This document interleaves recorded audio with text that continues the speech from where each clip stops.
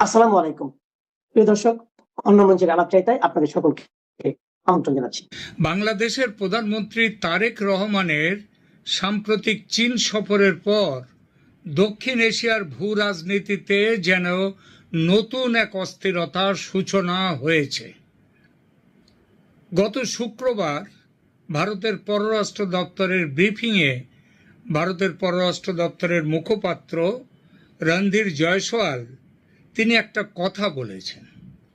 তিনি বলেছেন এই তারেক রহমানের চীন সফর এবং দু দেশের ঘনিষ্ঠতা প্রসঙ্গে তিনি বলেছেন, we are closely monitoring the developments, we will take appropriate steps to safeguard our interest.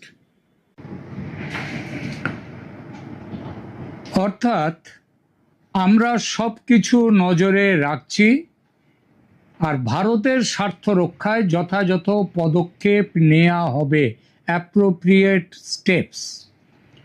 এরপর চীনের একটা বার্তা এসছে। ঢাকাস্থিত চীনের রাষ্ট্রদূত তিনি বলেছেন যে কোনো বিদেশের বাংলাদেশের ব্যাপারে নাক গলানো কথা বলা আমরা মেনে নেব না। আমরা মানে বাংলাদেশের কি স্বদেশ চীন? চীনই তো বিদেশ। তো বিদেশের নাক গলানো ব্যাপারে তোমরা মেনে নেবে না, তোমরা নাকটা গলাবে, এইটাই তো কথা। আর কালকের এই কথার পরেই কিন্তু আবার বাংলাদেশের সংসদে সেখানে আমেরিকার যে ২৫০তম জন্মদিবস আমেরিকার, সেটা পালন করেছে।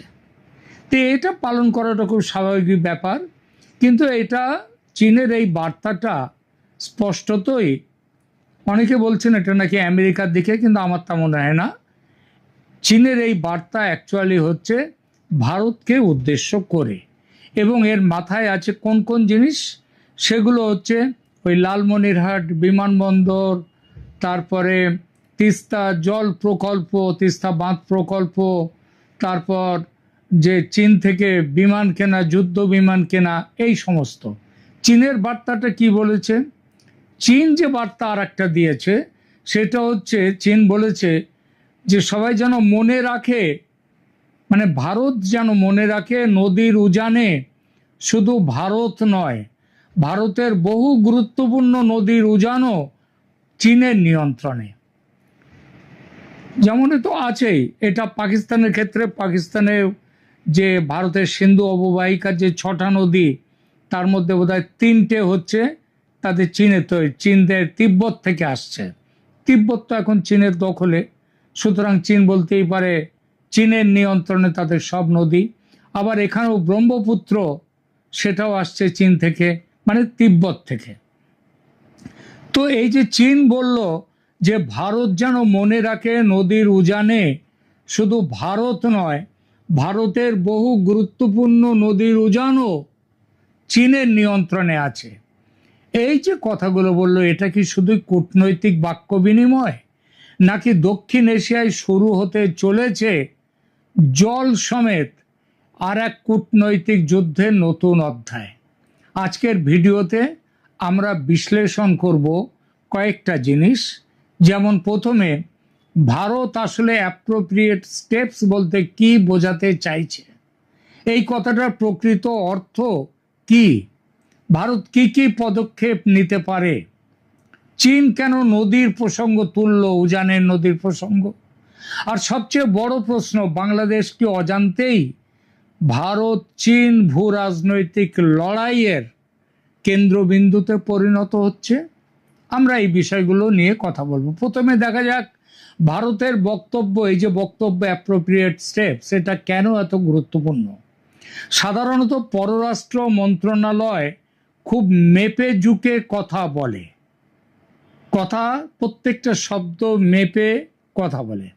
তাই যখন ভারতের মুখপাত্র বলেন appropriate steps will be taken, তখন সেটা কেবল একটা আনুষ্ঠানিক একটা সাধারণ মন্তব্য নয়। কূটনীতির ভাষায় এর অর্থ ভারত পরিস্থিতিকে নিরাপত্তা ও কৌশলগত দৃষ্টিকোণ থেকে গুরুত্বের সঙ্গে বিবেচনা করছে। এই ভাষা সাধারণত তখনই ব্যবহার করা হয় যখন কোনো দেশের কর্মকাণ্ড অন্য দেশের দীর্ঘমেয়াদী স্বার্থকে প্রভাবিত করতে পারে।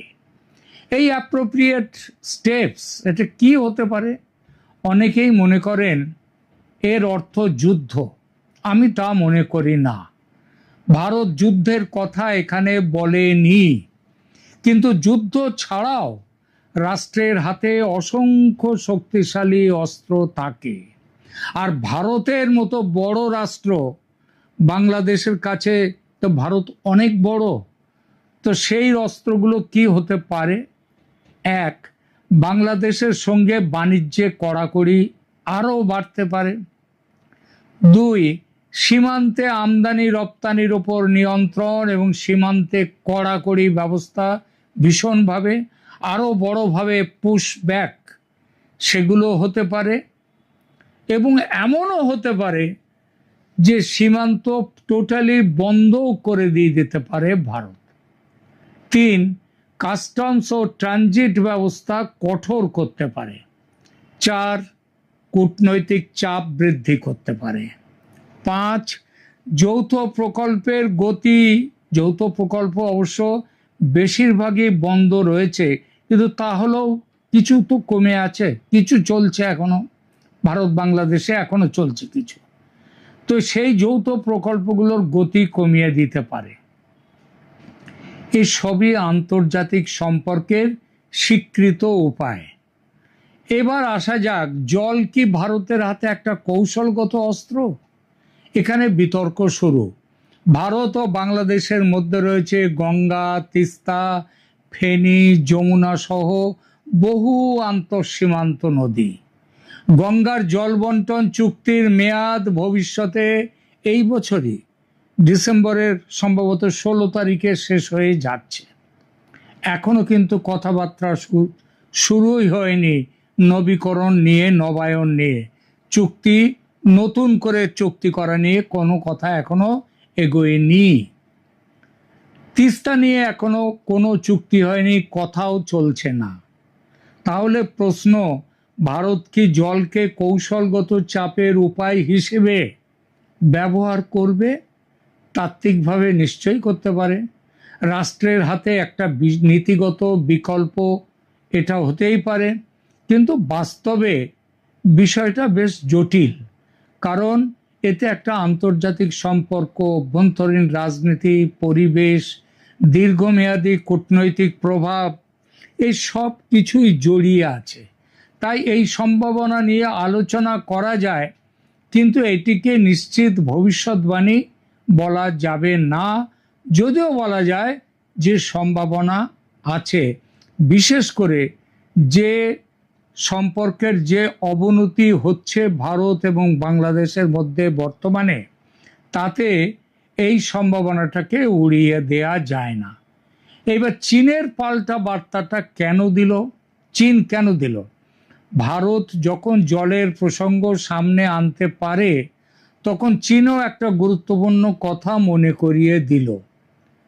ভারতও পুরোপুরি উজানের দেশ নয় বলল চীন। এটা কিন্তু কম তাৎপর্যপূর্ণ কথা নয়, কারণ ভারতের বেশ কয়েকটা বড় আন্তঃসীমান্ত নদীর উৎস তিব্বতে, আর তিব্বত আছে চীনের অধীনে, যেমন ব্রহ্মপুত্র, যেমন সিন্ধু, সতলেজ বা শতদ্রু। এর মধ্যে ব্রহ্মপুত্রের সাথে ভারতের পূর্বাঞ্চলের, উত্তর পূর্বাঞ্চল এবং বাংলাদেশের যোগ। এই নদীগুলোর উৎপত্তি স্থল আজ চীনের নিয়ন্ত্রণাধীন তিব্বতে। অর্থাৎ চীন পরিষ্কার না হলেও ঘুরিয়ে বলে দিল, জল নিয়ে যদি ভূ রাজনীতি শুরু হয়, তাহলে প্রভাব বিস্তারের সুযোগ শুধু ভারতের হাতে নেই, চীনও পাল্টা দিতে পারে।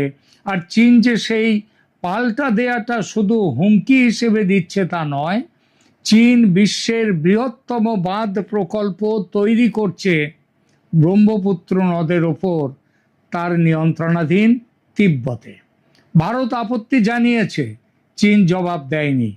মজার ব্যাপার হচ্ছে, চীন যে ভারতের আপত্তিকে গ্রাহ্য করছে না, এতে বাংলাদেশের একটা সংখ্যক মানুষ বেশ পুলকিত।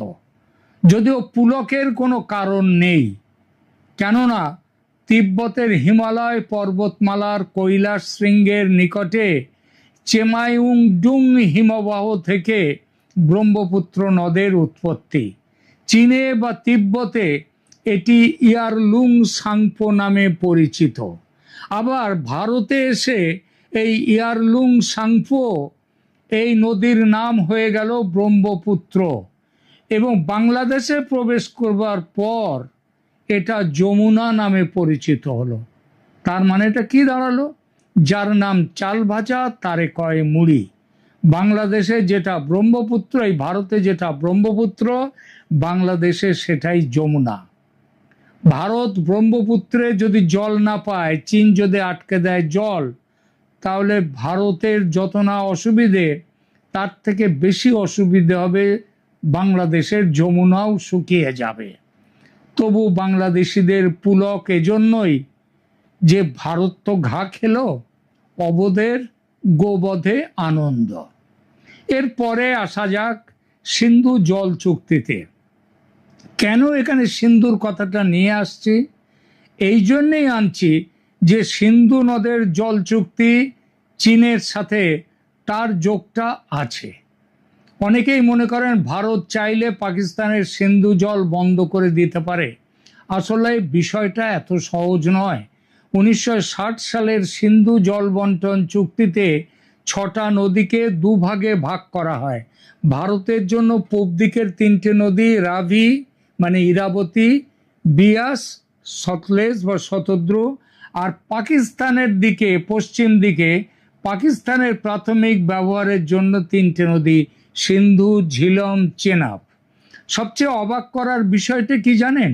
এই 6টা নদীতে মোট যত জল আসে তার 80% জল পশ্চিমাঞ্চলের 3 নদীতে, মানে যে 3টে নদী পাকিস্তানের জন্যে ভারত খুলে রেখে দিয়েছে চুক্তি করে। আর দিকে ভারতের যে 3টে নদী আছে পূব দিকে, সেটাতে আছে মাত্র 20% জল। তো এই পূর্বাঞ্চলের নদীগুলোর ব্যবহার এটা ভারত রাখছে। তার মানে পশ্চিমাঞ্চলের নদীতে ভারতের কোনো অধিকার কিন্তু ছিল না এমন নয়। ভারত সেখানে সীমিতভাবে পাচ্ছিল জল, সামান্য গৃহস্থালির ব্যবহার, নির্দিষ্ট শর্তে জল বিদ্যুৎ প্রকল্প নির্মাণের অধিকারও আছে। কিন্তু প্রশ্নটা হচ্ছে, ভারত এত বড় ছাড় দিয়েছিল সিন্ধুতে পাকিস্তানের জন্য। এখানেই ইতিহাস। 1947 সালের দেশভাগের পর পাকিস্তানের কৃষি প্রায় সম্পূর্ণভাবে পশ্চিমের নদীগুলোর উপরে নির্ভরশীল ছিল। ওই সিন্ধু জল নিয়ে সংঘাত হলে দুই দেশের সম্পর্ক আরও খারাপ হতে পারত। তাই বিশ্ব ব্যাংকের মধ্যস্থতায় এমন একটা ব্যবস্থা গড়ে ওঠে যাতে দীর্ঘমেয়াদে বড় ধরনের সংঘর্ষ এড়ানো যায়। কিন্তু আজ 60 বছরেরও বেশি সময় পরে ভারতের বহু কৌশলগত বিশ্লেষক প্রশ্ন তুলছেন, ভারত কি খুব বেশি ছাড় দিয়েছিল? এই বিতর্ক চলছে। বাংলাদেশ এই বিতর্কের মধ্যে কোথায় দাঁড়িয়ে? বাংলাদেশ আজ এমন এক অবস্থানে রয়েছে যেখানে ভারত ও চীন, এই দুই পরাশক্তি, তাকে অত্যন্ত গুরুত্বপূর্ণ কৌশলগত অংশীদার হিসেবে দেখছে। পাকিস্তানের কথাটা এজন্যই বললাম, পাকিস্তানের ওদিকে সিন্ধু নদের জল নিয়ে যদি ভারতের সাথে সম্পর্ক পাকিস্তানের আরও খারাপ হয়, ভারত যদি জল না দেয়। প্রসঙ্গত বলি, ট্র্যাক 2 আলোচনা চলেছিল ভারত পাকিস্তানের মধ্যে, যাতে সিন্ধুর জল বিনিময়টা আগের জায়গায় ফিরে যায়। ভারত সেটা মানেনি। চীন সেইটা সেখানটায় এই চাপটা দিচ্ছে। কিন্তু এইটা যদি ব্রহ্মপুত্রের ক্ষেত্রে হয়, ব্রহ্মপুত্রে চীনের বাঁধ এখনো তৈরি হয়নি। তৈরি হতে এখনো অনেক দিন, অনেক বছর সময় লাগবে। আর বাংলাদেশের তিস্তার জল চাই এখনই। সুতরাং পাকিস্তানে যদি সিন্ধু অববাহিকার জল নিয়ে ভারত তার জায়গা না ছাড়ে, তাহলে তিব্বত যদি ব্রহ্মপুত্রে যদি বড় কিছু করে, সেটাও ভারতের কাছে বড় কোনো আঘাত কিংবা তার কোনো পড়বে না, ফলাফল তার উপরে আসবে না। সেই জন্যেই সিন্ধু নদের কথাটা এখানে বললাম। দুই পরাশক্তি চীন এবং ভারত দুটোই বাংলাদেশকে অত্যন্ত গুরুত্বপূর্ণ কৌশলগত অংশীদার হিসেবে দেখছে। চীন বিনিয়োগ, অবকাঠামো এবং প্রতিরক্ষা সহযোগিতা বাড়াতে আগ্রহী, আর ভারত নিরাপত্তা, সীমান্ত এবং আঞ্চলিক স্থিতিশীলতার প্রশ্নে বাংলাদেশের গুরুত্ব আরো বেশি অনুভব করছে। আরো বড় ব্যাপার, নিত্য প্রয়োজনীয় দ্রব্য, খাদ্যদ্রব্য সবকিছু বাংলাদেশের বিরাট নির্ভরতা ভারতের ওপর। চীন বলেছে, মজার কথা, 0 ট্যারিফ দিয়েছে বাংলাদেশের ওপর। আরে চীন বাংলাদেশে শুধু রপ্তানি করে, বাংলাদেশ চীনে কিছু রপ্তানি করে না। তো বাংলাদেশ যে চীনে রপ্তানি করবে 0 ট্যারিফ, তাতে লাভটা কি?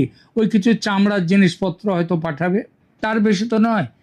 বাংলাদেশের যে মূল যেটা বস্ত্র শিল্প, সেটা চীন নিজেই পৃথিবীর বিভিন্ন দেশকে সাপ্লাই করে, বাংলাদেশ থেকে নেওয়ার তার দরকারই নেই। সুতরাং চীনের কাছ থেকে যে দরকারটা ওই যুদ্ধ বিমান ইত্যাদি অবকাঠামো তৈরি, এই ব্যাপারগুলো নিয়ে, কিন্তু ভারতের সাথে বাংলাদেশের দরকার বেঁচে থাকার জিনিসগুলো নিয়ে। সুতরাং বাংলাদেশ ভারতকে ছাড়তে পারবে না। ফলে ঢাকার প্রতিটি বড় কূটনৈতিক সিদ্ধান্ত এখন দিল্লি ও বেজিং দুটোরই নজরে। বাংলাদেশকে এখন অত্যন্ত সতর্কভাবে ব্যালান্সিংয়ের খেলা খেলতে হবে। বাংলাদেশ যদি মনে করে চীনের ওপরে ভর দিয়ে তারা খুব ভালোভাবে বেড়ে যাবে, উঁচু হয়ে উঠবে, বেঁচে থাকবে, সেটা অত্যন্ত ভুল। এই মুহূর্তে এই জন্যেই ভারত কিন্তু যুদ্ধের ভাষায় কথা বলেনি, কিন্তু ভাষা যেটা ব্যবহার করেছে সেটা কিন্তু খুব কৌশলগত সতর্ক বার্তা সেখানে স্পষ্ট। এবং সেখানটায় যদি নজর না দেয় বাংলাদেশ, চীনা প্রেমে মুগ্ধ হয়ে যদি এগিয়ে চলতে থাকে, তাহলে বাংলাদেশের সামনে অনেক বড় বিপদ, এটা বলে দিলাম। জল, বাণিজ্য, বন্দর, করিডোর, বিনিয়োগ, প্রযুক্তি ভূ রাজনীতির অস্ত্রে পরিণত হচ্ছে আজ বাংলাদেশের জন্য। তাই সবচেয়ে বড় চ্যালেঞ্জ হবে চীন ও ভারতের প্রতিযোগিতার মধ্যে নিজের সার্বভৌম স্বার্থ কিভাবে রক্ষা করা যায় সেটা দেখা। আগামী কয়েক মাসে যদি তিস্তা প্রকল্প, চীনা বিনিয়োগ, প্রতিরক্ষা সহযোগিতা বা সীমান্ত বাণিজ্য নিয়ে নতুন কোনো সিদ্ধান্ত আসে, তাহলে ভারতের সঙ্গে বাংলাদেশের সম্পর্ক আরো খারাপ হবে। এই কূটনৈতিক বাক্যযুদ্ধ আরো তীব্র হতে হবেই। তবে একটা বিষয় মনে রাখা জরুরি, অনেক সম্ভাবনা নিয়ে আলোচনা করা গেলেও রাষ্ট্রগুলোর ভবিষ্যৎ পদক্ষেপ নিশ্চিতভাবে বলা যায় না। বাস্তব সিদ্ধান্ত নির্ভর করবে বাংলাদেশের, মুখ্যত বাংলাদেশের রাজনৈতিক নেতৃত্ব, তাদের উপর, কূটনৈতিক আলোচনা এবং আঞ্চলিক পরিস্থিতির উপর। ভারত কিন্তু বন্ধুত্বের হাত বাড়িয়েছিল তারেক রহমানের দিকে। তারেক রহমান সে হাত ধরেননি। তিনি চীন এবং পাকিস্তানের উপরে নির্ভর করে এগিয়ে চলেছেন। হয়তো পেছনে তিনি ভেবেছেন আমেরিকার সাহায্যও পাবেন, কিন্তু একটা জিনিস স্পষ্ট করে বলে দেওয়া ভালো, আমেরিকা ভারতের সাথেই তার কূটনৈতিক এবং সমস্ত সম্পর্ক ভারতের উপর নির্ভর করেই চলবে, পাকিস্তানের ওপরেও নয়, চীনের ওপরেও নয়। সুতরাং বাংলাদেশকে ভেবে চিনতে এগোতে হবে চীনের দিকে, পাকিস্তানের দিকে। প্রিয় দর্শক, আপনার কি মনে হয় ভারতের অ্যাপ্রোপ্রিয়েট স্টেপস কি কেবল একটি কূটনৈতিক সতর্কবার্তা, নাকি এটি ভবিষ্যতের অর্থনৈতিক ও কৌশলগত চাপের ইঙ্গিত? আর চীন যে নদী সংক্রান্ত পাল্টা মন্তব্য করলো, যে ভারতও যেন মনে রাখে যে সেই একমাত্র উজানের নদী তার নেই, উজানের দেশ নয়, অর্থাৎ ব্রহ্মপুত্রের কথা এবং পশ্চিমে সিন্ধুর কথা মাথায় রেখে হয়তো বলেছে চীন।